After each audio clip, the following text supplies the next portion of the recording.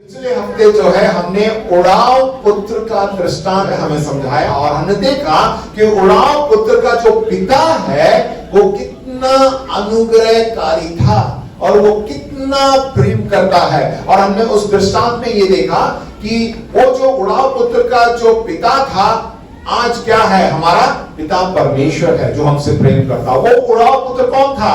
हम थे, राइट। हम पाप में डूबे हुए थे, फिर हमने मन फिराया, हम वापस आए और परमेश्वर के अनुग्रह से परमेश्वर। देखिए सबसे पहले हमने क्या देखा था कि जब वो बेटा उससे बाप से कहता है कि मैं जाना चाहता हूं तुझे छोड़कर, तो उसको उसने जाने दिया। उसके बाद हमने देखा कि पिता जो है उसका इंतजार कर रहा था कि कब मेरा बेटा वापस आएगा। और जब उसका बेटा वापस आता है तो वो क्या करता है, जो कुछ उसने खोया था सब कुछ जो है उसको वापस देता है। और उसी दृष्टांत में प्रभु यीशु मसीह ने जो है उसका दूसरा भाग भी जो है वहां पे समझाया। उसी चीज को हम आगे देखेंगे। आप तैयार हैं? आमीन। तैयार हैं? बोलिए हालेलुया। आमीन। Praise the Lord. आइए हम लूका उसका 15वां अध्याय और उसमें से 11वें वचन से मैं आपके लिए कुछ वचनों को पढ़ूंगा और हम ध्यान से देखेंगे। मैं चाहूंगा कि सब लोग बड़े ध्यान से सुने। लूका 15 में जो है प्रभु यीशु मसीह जो है इस दृष्टांत के द्वारा हमें संदेश देना चाहते हैं। सबसे पहले मैं आपको बता दूं कि वहां पर बहुत से लोग थे, पापी थे और धर्मी लोग थे, फरीसी थे और अन्य जाति के लोग भी थे जो वहां पे बैठकर प्रभु यीशु मसीह के संदेश को, पहाड़ी उपदेश को सुन रहे थे। और प्रभु यीशु मसीह इन लोगों से बातें कर रहा था। और जब ये बातें कर रहा था तो उसने ये दृष्टांत जो है उन लोगों के बीच में रखा। और 11वें वचन में इस प्रकार लिखा हुआ है, फिर उसने कहा किसी मनुष्य के 2 पुत्र थे। उनमें से छोटे ने पिता से कहा, हे पिता, संपत्ति में से जो भाग मेरा हो वह मुझे दे दीजिए। उसने उनको अपनी संपत्ति बांट दी। पहले वचन में हम देखते हैं कि जो छोटा बेटा था बड़े आदर के साथ जाके क्या बोलता है, हे पिता।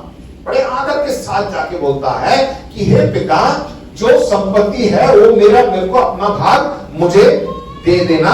और बेटे ने और पिता ने भी जो है उसको दे दिया। देखिए एक ही वचन में बहुत सी बातें छिपी हुई हैं।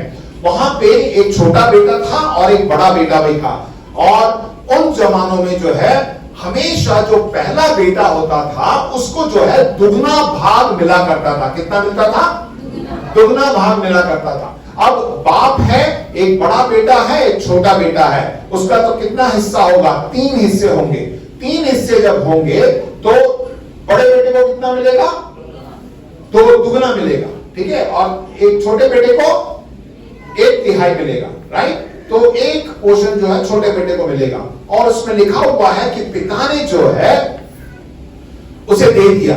ये बताओ कब अभी भी इस समय में भी जो है अगर कोई अपना भाग मांगता है तो कब मुझे भाग मिलता है? जब पिताजी की मृत्यु हो जाती है। जब पिता की मृत्यु होने के बाद ही जो है बंटवारा होता है और भाई अपना अपना भाग लेते हैं। जब इस बेटे ने, छोटे बेटे ने अपने बाप से कहा कि ऐसा बंटवारा कर दो, तो वो क्या चाहता था? पिताजी, अच्छा होगा तो तुम मर जाओ, क्योंकि मरने के बाद ही मिलेगा। उसका मतलब ये था कि तेरे रहने से मुझे कोई फायदा नहीं है, इसीलिए अभी तू मुझे क्या करना, अपना भाग दे दे। तो वो अपने बाप को ही क्या कर रहा था? जीते जी उसे मार रहा था। और पिता ने भी उसको तुरंत दे दिया। अगर पिता ने उसे भाग दे दिया तो उसका क्या है? वो जीते जी वो अपने आप को जो है क्या कर रहा है? काट रहा है, भाग करके वो दे रहा है। याद रखिएगा, वो पिता परमेश्वर। पिछले हफ्ते भी हमने इस वचन को पढ़ा था और हमने सीखा था। और वो यहाँ पे जो पिता है वो कौन है? हमारा पिता परमेश्वर को दर्शाता है, ठीक है। आप आगे देखिए, बहुत दिन में बीते थे कि छोटा पुत्र सब कुछ इकट्ठा करके दूर देश को चला गया और वहां कुकर्म में अपनी संपत्ति उड़ा दी। देखिए, जब बाप ने उसको अपना भाग दिया तो तुरंत नहीं दिया, क्योंकि उन जमानों में जब ऐसा एक बाप है तो वो बहुत ही संपत्ति वाला था, बहुत पैसे थे उसके पास, इसीलिए तो उस बेटे ने संपत्ति को मांगा।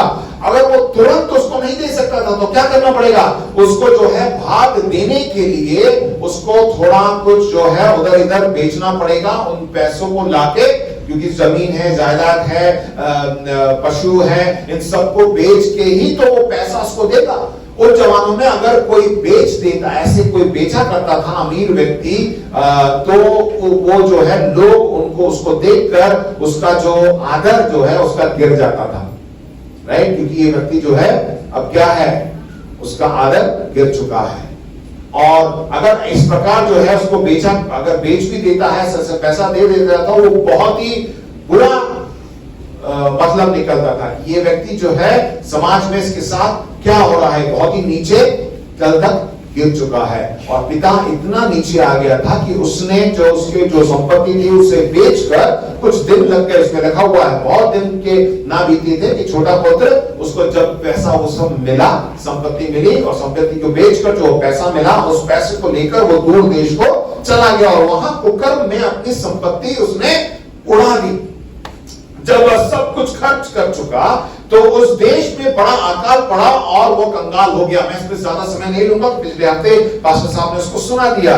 इसलिए उस देश के निवासियों में से एक के यहाँ जा पड़ा, उसने उसे अपने खेतों में सुबह चराने के लिए भेजा और वो चाहता था कि उन फलियों से जिन्हें सुअर खाते थे अपना पेट भरे, और उसे कोई कुछ नहीं देता था। जब वह अपने आपे में आया, जब ये छोटा बेटा उसको जब होश आया तो उसमें क्या लिखा हुआ है कि तब उसने कहने लगा, मेरे पिता के कितने ही मजदूर जो भोजन से अधिक रोटी मिलती है और मैं यहाँ भूखा मर रहा हूं। देखिए उस समय में उसके घर पे जो है मजदूर आया करते थे। मजदूर कौन होते हैं, जो रोज आते हैं, डेली वेजेस मजदूर। तो जो घर पे जो नौकर चाकर हैं वो तो वहीं पे रहते हैं, उनको जो है अधिक पैसा मिलता है, परंतु जो मजदूर है वो भाड़े के मजदूर हैं, हर दिन उनको लाया जाता है और उनको जो है थोड़ा बहुत पैसे, जितना काम किया उतना पैसा दिया जाता है। और यहाँ पे बेटा क्या कहता है कि वो मजदूर भी मुझसे अधिक पैसा कमाते हैं, उनको अच्छा भोजन मिलता है, इसलिए मैं क्या करूं, मैं अब उठकर अपने पिता के पास जाऊंगा और उससे कहूंगा कि पिताजी, देखिए बड़े आदर के साथ क्या कहता है, पिताजी क्या कहेगा, मैंने स्वर्ग के विरोध में और तेरे दृष्टि में पाप किया है। वहां पर एक मन फिराव जो है वो हम देखते हैं। बड़े आदर के साथ वो कहता है कि पिताजी मैंने गलती कर दी है।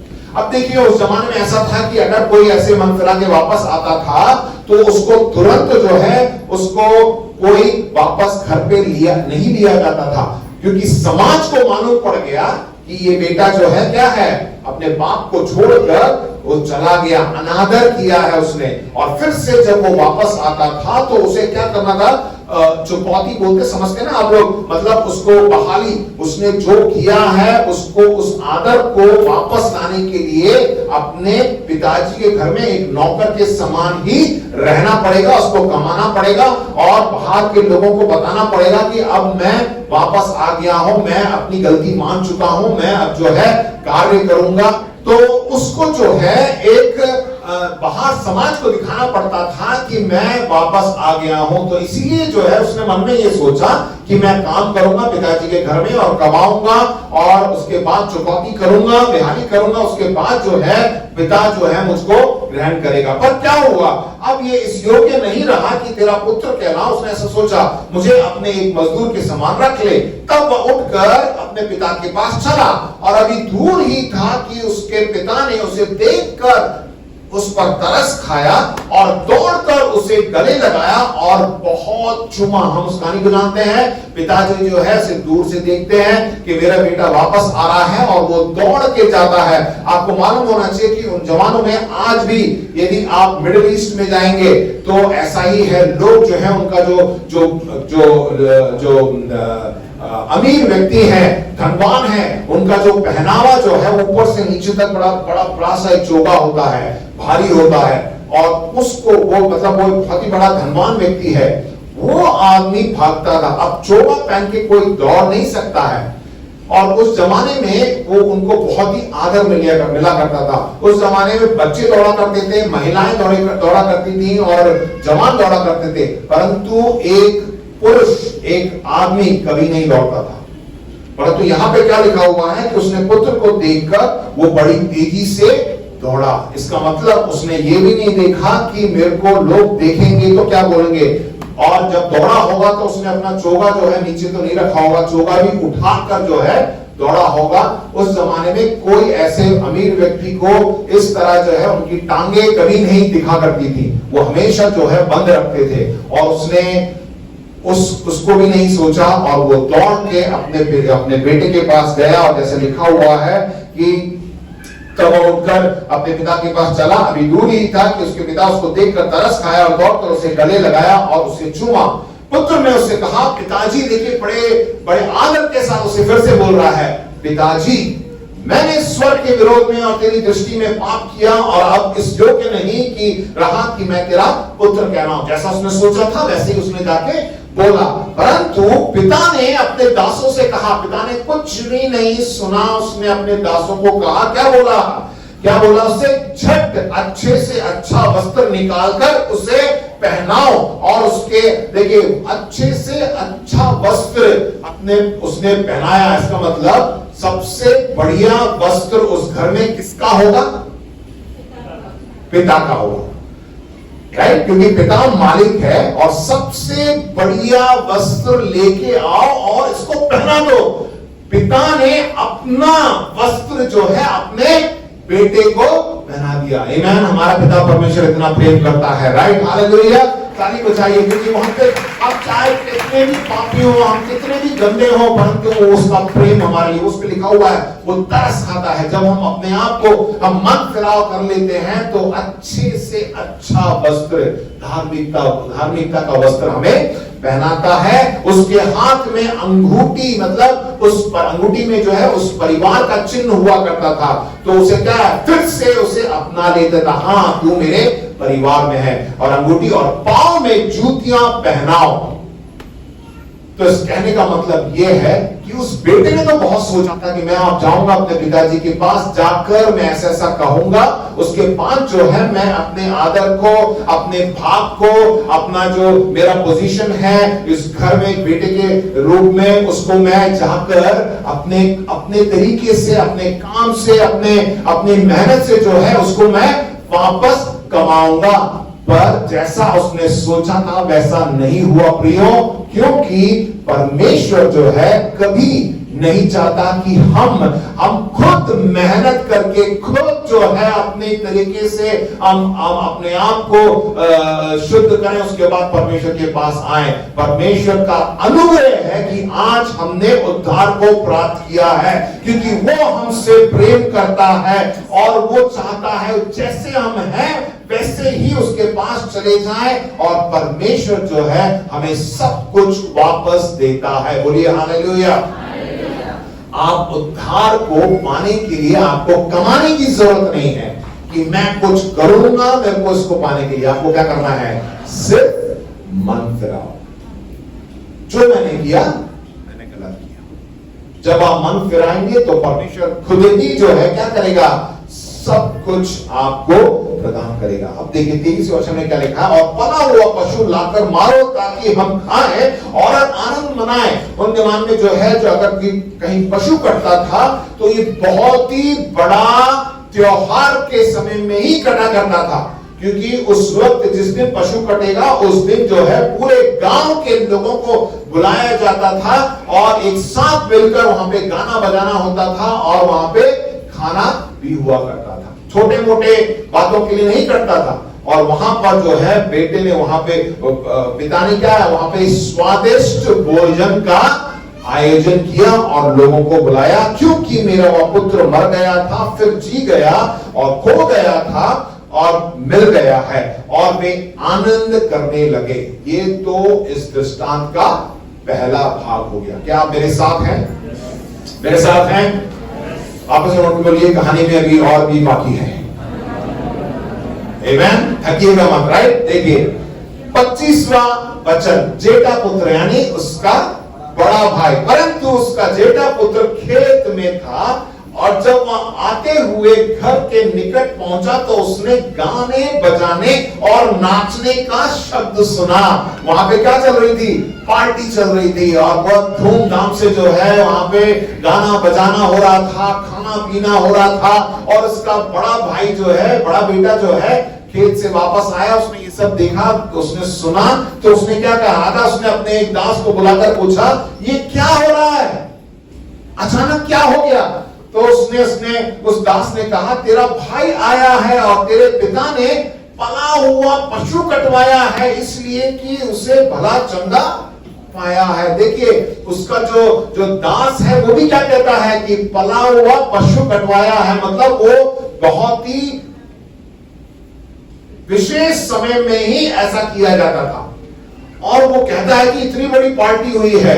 और आगे देखिए, यह सुनकर वह क्रोध से भर गया। कौन? बड़ा बेटा बड़े क्रोध से भर गया और भीतर जाना ना चाहा, परंतु उसका पिता बाहर आकर उसे मनाने लगा। देखिए बड़ा बेटा, अक्सर हम ये देखते हैं, अगर मैं आपसे पूछूं, ये बड़ा बेटा हमेशा अपने बाप के साथ घर पे रहा, साथ पे रहा, उसके बातों को माना, उसने खेती बाड़ी की और उसका हमेशा उसके साथ रहा करता था। और जो छोटा बेटा था अपनी संपत्ति लेकर बाहर गया और उसने सब कुछ खर्च किया, वापस आ गया। अब अगर आप ऊपर से देखेंगे तो मैं आपसे पूछूं कि इन दोनों में से सबसे बढ़िया बेटा कौन है, आप कौन बोलेंगे? बड़ा बेटा है। राइट, बड़ा बेटा पापा के साथ था और घर पे ही था। पर छोटे बेटे ने तो क्या किया? अपने बाप को जीते जी मार दिया और उसमें संपत्ति लेकर चला गया। परंतु यहाँ पे तो कुछ उल्टा हो रहा है ना। क्या देख रहे हैं कि जब छोटा बेटा वापस आता है तो बाप जो है वहां पे खुशी मना रहा है, आनंद मना रहा है सबको। और जो बड़ा बेटा उसके साथ है, अब उसका देखिए चरित्र कैसा है। वो क्रोध से भर गया और वो अंदर भी नहीं गया, बाहर ही खड़ा है। उसका पिता, अब देखिए उसका पिता बाहर आता है। बेटा इतना गुस्सा था उस बड़े बेटे को, और पिता जो है बाहर निकल कमरे से उस उतने बड़े भीड़ को छोड़कर वो अंदर बाहर निकलता, उसको मनाने के लिए आता है। 29 में लिखा है, उसने पिता को उत्तर दिया। बड़े बेटे ने किसको उत्तर दिया? पिताजी को। मैंने बार बार एक शब्द सुनाया, देखिए इसमें क्या लिखा है? देख मैं इतने वर्ष तेरी सेवा कर रहा हूं। पिता से क्या बोला? छोटा बेटा कैसे बोलता था? पिताजी, बड़े आदर के साथ। और यहां पे बड़ी बेटी ने क्या बोला? हे देख मैं हमेशा तेरे साथ रहता था।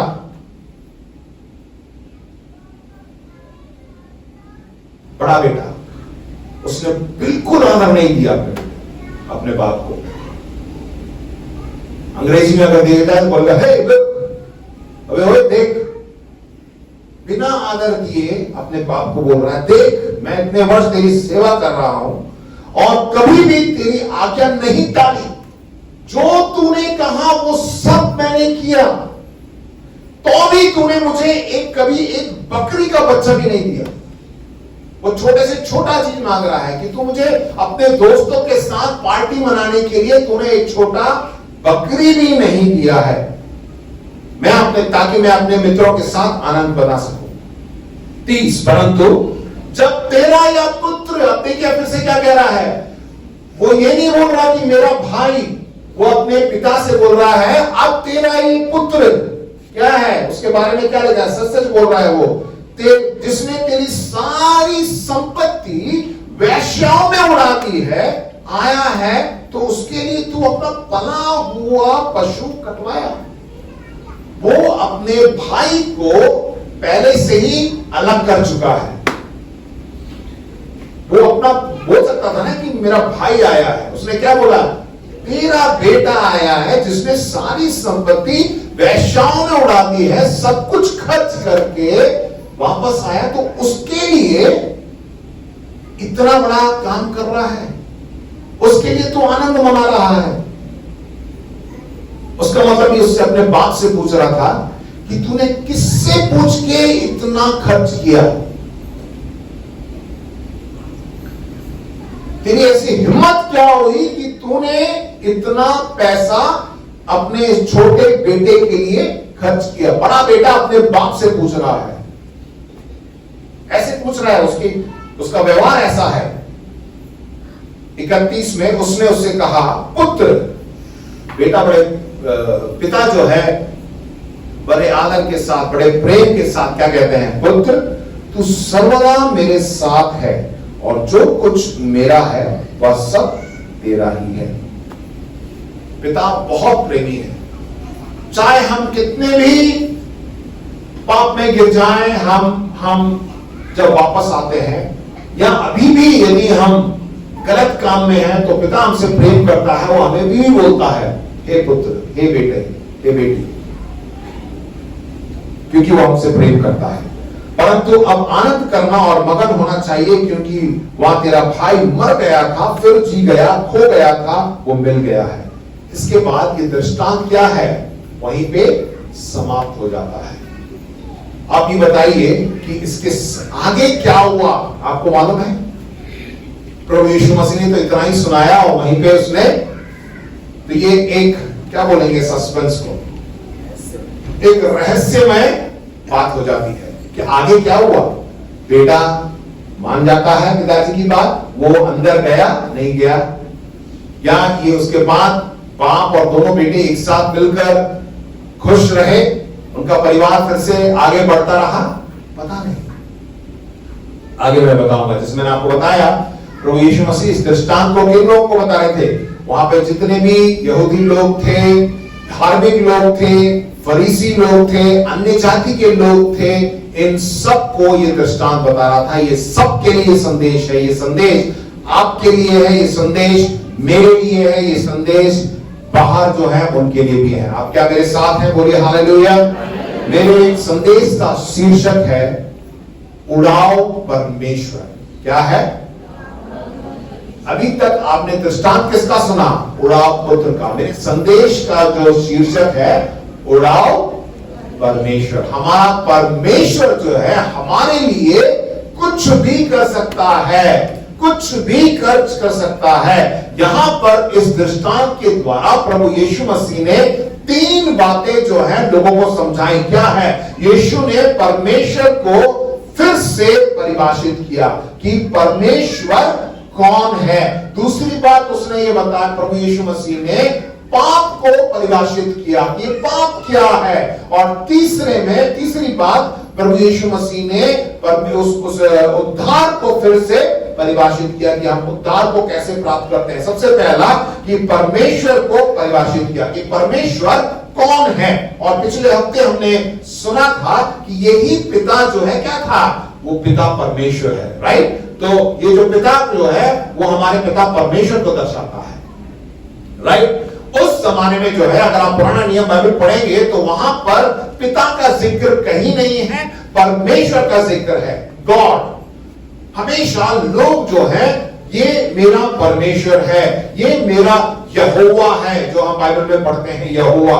तो वो एक उनका जो संबंध था एक ऐसा था कि वो मालिक है, मैं दास हूं। जैसा परमेश्वर बोलेगा, परमेश्वर हम सबसे बातें नहीं करता, कुछ खास लोगों से ही बात करता है, उनके द्वारा जो है मैं उसकी मर्जी को जानता हूं। और उसके बाद जैसे मूसा से बात किया करता था, ठीक है, इन लोगों से बहुत से ऐसे दास दासी हैं, उनसे बातें करता था। लोगों का सीधा संबंध परमेश्वर के साथ नहीं था। और इतना कि परमेश्वर को उन्होंने देखा भी नहीं, क्योंकि परमेश्वर क्या है, अति पवित्र परमेश्वर है। और मनुष्य जो है इतने पाप में डूबे हुए हैं कि वो देख ही नहीं सकते हैं।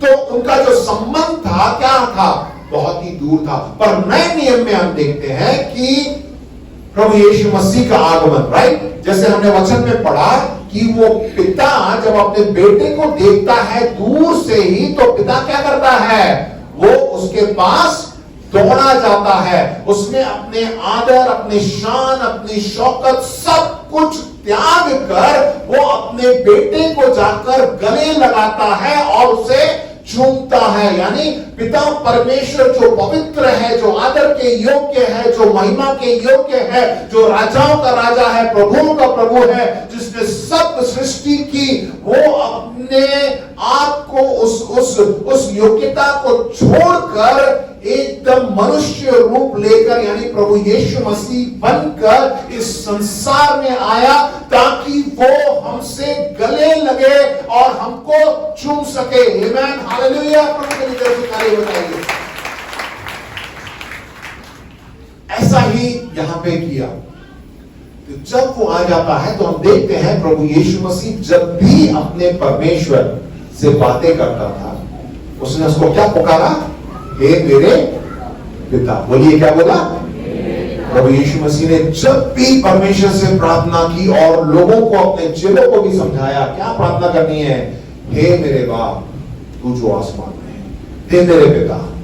और उसने जैसा पिता ने कहा वैसा ही प्रभु यीशु मसीह ने कार्य भी किया। तो वहां पे एक नया संबंध, क्योंकि पिता के साथ एक अच्छा संबंध बनता है, पिता के साथ हमारे संबंध मजबूत होना चाहिए। तब उसने परमेश्वर नहीं बोला, उसे क्या बोला? पिता परमेश्वर। और ये बातें जो धार्मिक लोग थे, जो इस दृष्टांत को सुन रहे थे, उनको बिल्कुल अटपटा लगा। उनके तो कहा कि ये कैसे एक परमेश्वर हमारा पिता हो सकता है? वो तो पवित्र है और इतना महान है, वो हमारे साथ कैसे रह सकता है? हम उसको पिता कैसे बोल सकते हैं? पापी भी यही सोचता था कि मैं तो इतना पापी हूं, तो पवित्र है, उसको मैं देख भी नहीं सकता। परंतु वो इतना नम्र हुआ, वो आया और उसने कहा कि तुम क्या है? वो हमारा एक पिता के रूप में है। तो प्रभु यीशु मसीह ने बता दिया कि मेरा जो पिता है, इस संसार में जो पिता है उनसे एकदम ही अलग है। वो मेरा पिता है, वो मुझसे प्रेम करता है और वो मेरे पास आया। राइट? ये उसने बता दिया कि परमेश्वर सच में कौन है। अब बताइए, परमेश्वर कौन है? जोर से बोलिए, परमेश्वर कौन है? जोर से बोलिए, परमेश्वर कौन है? और जोर से, परमेश्वर कौन है?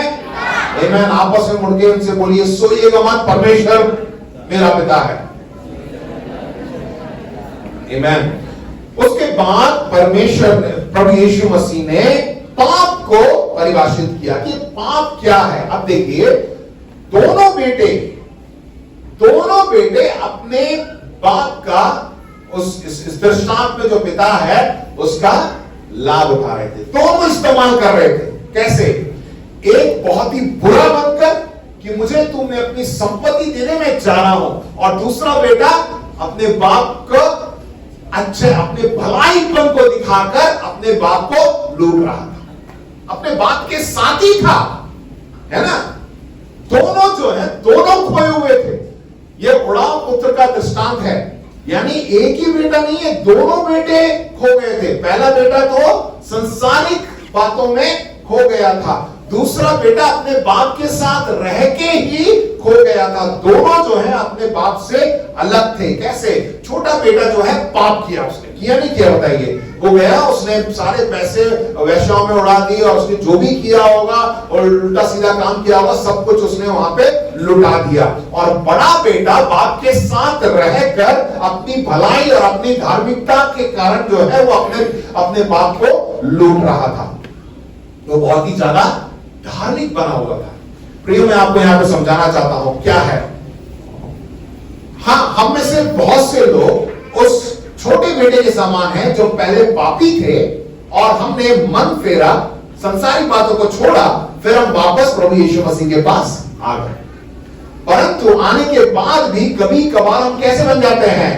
उस बड़े बेटे के समान बन जाते हैं। अरे, अब तो मैं उद्धार पा लिया हूं, अब मैं सुबह शाम प्रार्थना करता हूं, बाइबल पढ़ता हूं, वचन बांटता हूं, और मैं हमेशा अपने पिताजी के साथ रहता हूं, पिताजी की बात को मानता हूं, पिताजी के काम कार्य जैसा वचन कहता है वैसे ही चलता हूं। और यही बातों के द्वारा जो है हम क्या सोचते हैं? अपने आप को जो है पिता से दूर कर लेते हैं। आप पूछेंगे कैसे? मैं बताता हूं कैसे। क्योंकि इस बड़े बेटे ने भी ऐसा ही किया था। हम बहुत ही ज्यादा धार्मिक बन जाते हैं। क्यों धार्मिक बन जाते हैं मालूम? कि हम ये सोचते हैं कि ऐसा करने से प्रभु मुझे आशीष देगा।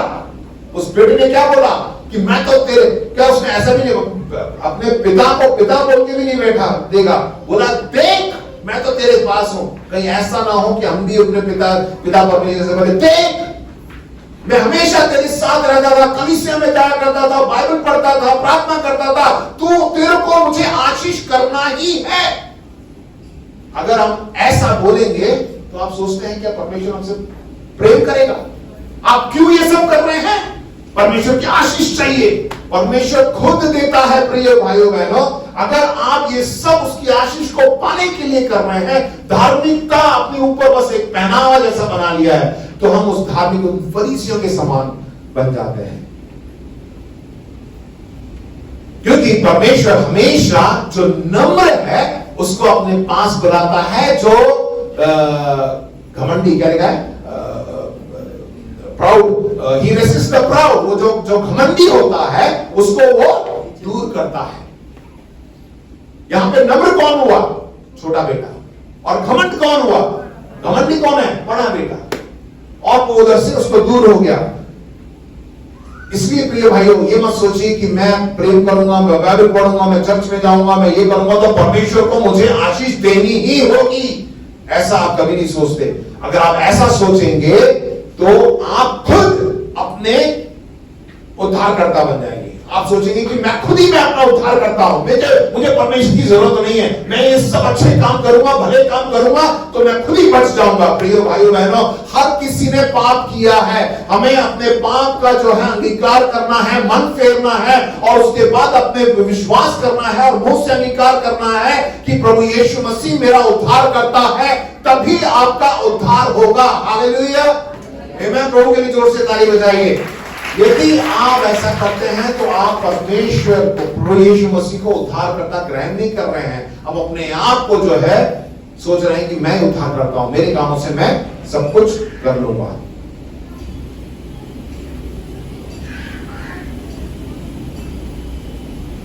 दोनों बेटे पिता से प्रेम नहीं करते थे, परंतु उसकी संपत्ति से प्रेम किया करते थे। इसीलिए छोटा बेटा भी उसकी संपत्ति लेके चला गया। बड़ा बेटा भी क्या कहता है कि तू मतलब तेरी हिम्मत कैसी हुई कि तूने अपने बेटे के लिए इतना खर्चा किया? ठीक है, राइट। वो अपने पिता के लिए, पिता के हृदय के लिए चिंतित नहीं है, वो पिता की संपत्ति के लिए चिंतित है। और आखिरी उद्धार को, प्रभु यीशु मसीह ने उद्धार को परिभाषित किया। हमें परमेश्वर की प्रेम की जरूरत है, हमें पिता के प्यार की शुरुआत की आवश्यकता है। हम चाहते हैं कि परमेश्वर जो है हमें प्रेम करे, राइट। बोलिए परमेश्वर हमें प्रेम करता है। बोलिए पिता मुझसे प्रेम करता है। कैसे? पिता छोटे बेटे को लेने के लिए भी दौड़ के गया, राइट। बड़ा बेटा भी जब घर पे नहीं आया तो पिता खुद अपने घर से वापस उस कमरे से बाहर आया बेटे को लेने के लिए। यही प्रेम होता है प्रिय भाई बहनों। पिता हमारे पास आता है।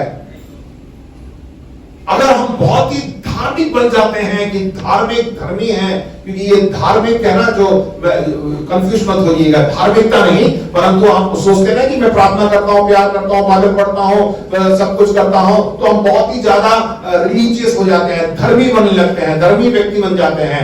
ये धर्मी व्यक्ति ही जो है, यही लोग, इन्होंने ही जो है प्रभु यीशु मसीह को क्रूस पे चढ़ाया। मालूम है आपको? इन्हीं लोगों ने प्रभु यीशु मसीह को क्रूस पे चढ़ाया।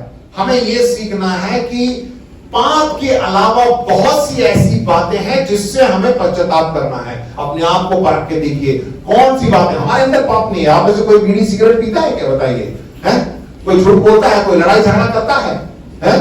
कोई गंदी आदत नहीं है, परंतु बहुत सी ऐसी बातें हैं जिसे हमें जानना है। पाप के अलावा बहुत सी ऐसी बातें हैं जिससे हमें मन फिराना है। और एक बात हम क्या सीखते हैं कि हमें बचाने के लिए प्रभु यीशु मसीह ने कितना खर्चा किया है, मालूम होना चाहिए। उसने अपनी जान तक हमें दे दी। जब आप जान लेंगे कि मेरा पिता मुझसे कितना प्रेम करता है, प्रभु यीशु मसीह ने लहू को बहाया, जब उसकी कीमत को जान लेंगे तो आप खुद ही जो है परमेश्वर से प्रेम करेंगे और कभी पाप नहीं करेंगे। आमीन, हालेलुया। जोर से बोलिए हालेलुया। 31 वचन में जैसे हमने पढ़ा, उसने उससे कहा, पुत्र तू सर्वदा मेरे साथ है और जो कुछ मेरा है वो सब तेरा ही है। प्रियो, पिछले हफ्ते भी ये वचन हमने पढ़ा था। दूसरा पत्रस 3:9 में परमेश्वर जो है धीरज के साथ इंतजार कर रहा है। लिखा है, पर तुम्हारे विषय में धीरज धरता है और नहीं चाहता कि कोई नष्ट हो, वरन यह कि सब को मन फिराव का अवसर मिले। क्या लिखा हुआ है? सबको। बोलिए किसको? बोलिए किसको? सबका मतलब है मैं भी इस कलीसिया का पासबान हूं, मुझे भी परमेश्वर अवसर देता है कि मन फिराऊं। कभी कभार मैं भी अपने आप को जांचता हूं कि ऐसा तो ना हो कि मैं पासबान हूं, परंतु बहुत सी ऐसी बातें हैं जिससे मुझे जो है मन फिराव करना है। आप भी अपने जीवन में हो सकता है कि संसार की जो बुरी बातें हैं आप नहीं करते हो, परंतु कहीं उसी चीज में जो है आप जो धर्म की बातें हैं, अच्छाइयों में, अपने ही भलाइयों में कहीं आप पाप तो नहीं कर रहे हैं। अपने आप को सोच के देखिए। मैंने बताया ना, इस कहानी का अंत क्या हुआ होगा मैं बताता हूं। जब उस बड़े बेटे ने उससे पूछा बाप से कि तेरी हिम्मत क्या हुई कि तूने अपने इस छोटे बेटे के लिए जो पैसा, सब कुछ, संपत्ति, सब कुछ वेश्याओं में उड़ा दी, उसके लिए तूने इतना बड़ा आनंद मनाया, पार्टी का आयोजन किया। उसे बड़ा गुस्सा आया। लिखा हुआ है उसने बगल में एक लकड़ी था, उस लकड़ी को लेकर अपने बाप को खूब मारा, मार मार के उसको वहीं पे खत्म कर दिया। उसकी मृत्यु हो गई। क्योंकि मैंने बताया कि प्रभु यीशु मसीह, वही पिता परमेश्वर प्रभु यीशु मसीह बनकर इस संसार में आए और प्रभु यीशु मसीह को क्रूस पर उन्हीं धार्मिक लोगों ने क्रूस पर चढ़ाया। वही लोग जिन्होंने खजूरी इतवार में उसका स्वागत किया था, दाऊद की संतान की होसैना, तो यहूदियों का राजा है, सबने गाया। और उन्हीं लोगों ने उसी शुक्रवार को प्रभु यीशु मसीह को बोला, क्या? इसको क्रूस पर चढ़ाओ। ये अपने आप को यहूदियों का राजा कहता है। उन्हीं फरीसियों ने, उन्हीं धार्मिक लोगों ने प्रभु यीशु मसीह को क्रूस पर चढ़ा दिया। कहीं ऐसा ना हो कि हमारी जो अच्छाई है, हम जो सोचते हैं कि मैं जो कर रहा हूं बढ़िया है, उसकी वजह से मैं खुद अपना उद्धारकर्ता बन गया हूं, मुझे यीशु की जरूरत नहीं है। अगर ऐसा है तो प्रियो, आप अपने मन को फेरिए, पश्चाताप करिए।